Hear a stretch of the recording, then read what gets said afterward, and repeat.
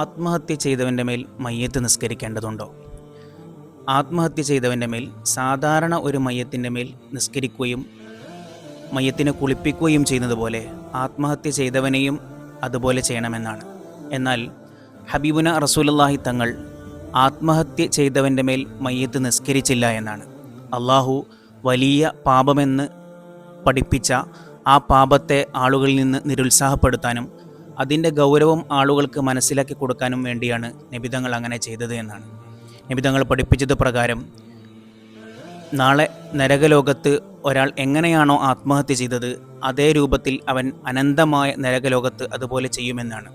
ഉദാഹരണത്തിന്, പർവ്വതത്തിൻ്റെ മുകളിൽ നിന്ന് ചാടി മരിച്ചാണ് ഒരാൾ ആത്മഹത്യ ചെയ്തതെങ്കിൽ നാളെ പരലോകത്ത് അവൻ പർവ്വതത്തിൻ്റെ മുകളിൽ നിന്ന് ചാടുകയും മരിക്കുകയും പിന്നെയും ജീവിക്കുകയും പിന്നെയും മരിക്കുകയും ചെയ്ത് അനന്തകാലം നരകത്തിൽ യാതന അനുഭവിക്കേണ്ടി വരുമെന്നാണ്.